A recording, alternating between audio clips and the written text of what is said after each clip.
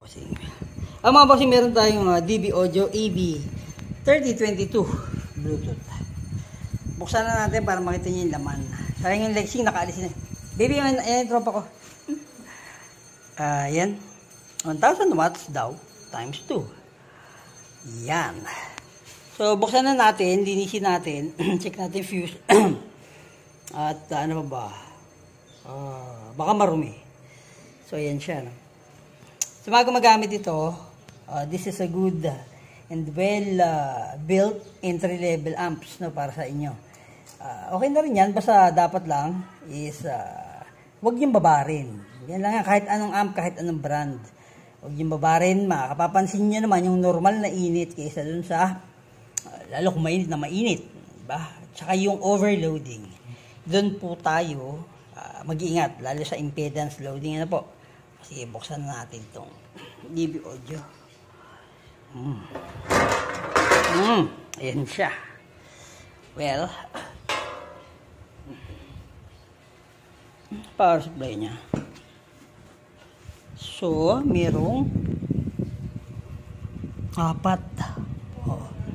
pairs per channel na transistor. Okay. Pwede na bahay-bahay lang. At ilang voltahe? Ilang voltahe daw? Hindi ko mabasa. Sabi mo na. Okay na po sa mga bossing. Hindi ko talaga makita. Ayan. Kita nyo na. Pero maliit yung supply Tapos nakapatong pa siya doon sa hollow blocks. So, very basic. Hindi masyadong komplikado. Ayun yung kanyang preamp. Sarap. Testing natin. I-pair mo extension mo. Sabi nung na dead set daw ito. Bigla lang ganun. Wala naman ako nakikitang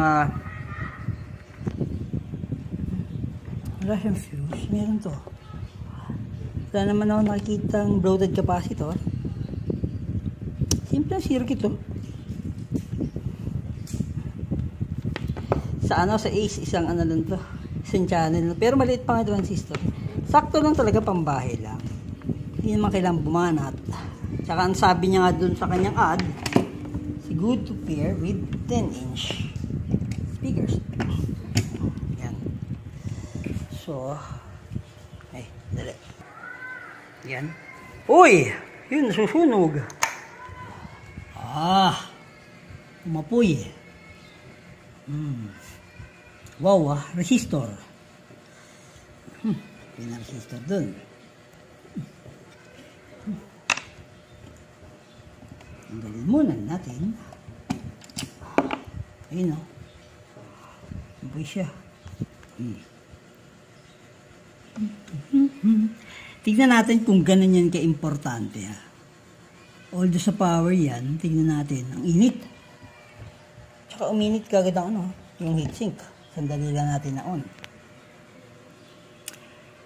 So kaya may nasunog na resistor dyan, ibig sabihin, may problema banda rito. Init. Yung kabilang channel, wala to.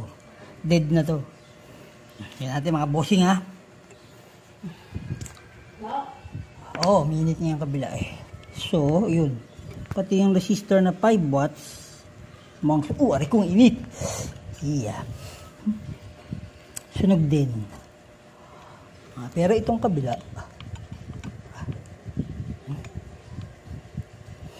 Init ang kabila. So, try natin. Baka gumana.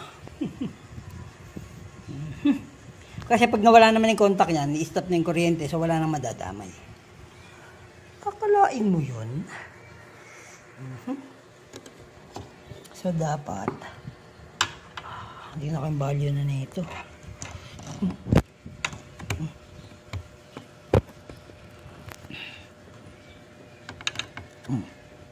Nothing lasts forever. Patayin natin Tignan natin hanggang sumabog. Oh. On. Pang. O, diba? Kumislap na lang. Ibig sabihin, ayan, click. Ibig sabihin, dead na yun. Hindi mo sumasabog basta-basta ang amp eh. Ayan. Pero itong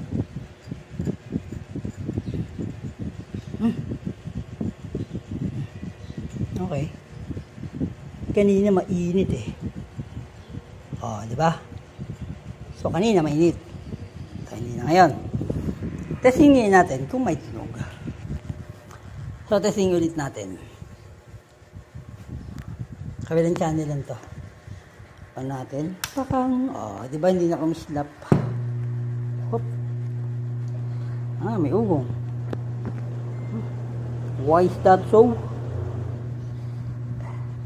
May humming capacitor yan. Testing natin.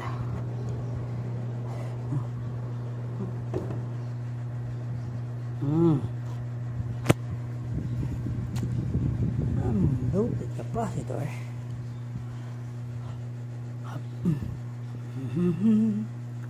Testing natin.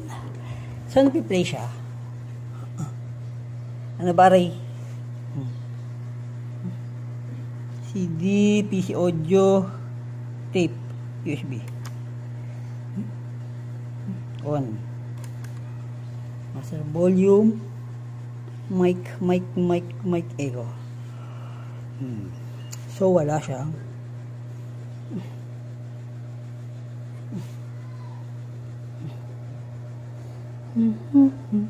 Set lang natin na.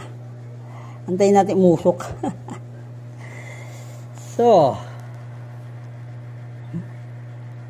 wala pa rin.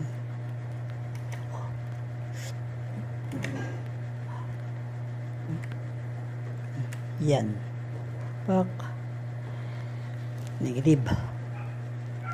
At saka may ano siya, may humming. Nasa kabila. Ilipat mo.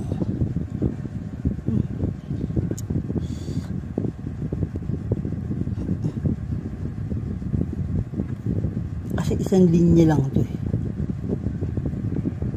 Kung may humming dyan, may humming doon. Try. Yun. Ang humming. Walang humming, walang audio.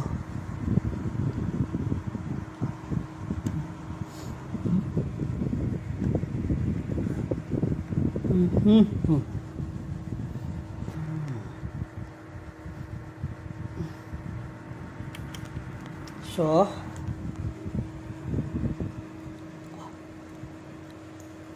mukhang may trouble to. Kailangan na natin i-further check. So, walang humming. Walang audio, pero continuous yung playing. So, anyway mga bossing, ito yung laman. Napalapin. Sabagay, napakita ko sa inyo kanina. Isip lang ako kung ano ang problema niya pa dyan.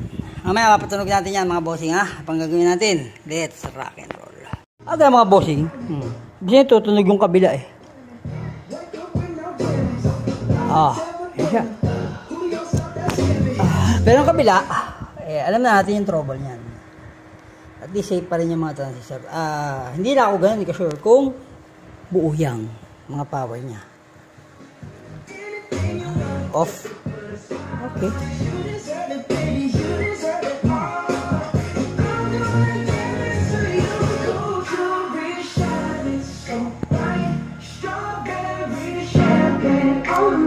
Diba? Sakto lang talaga pambahay.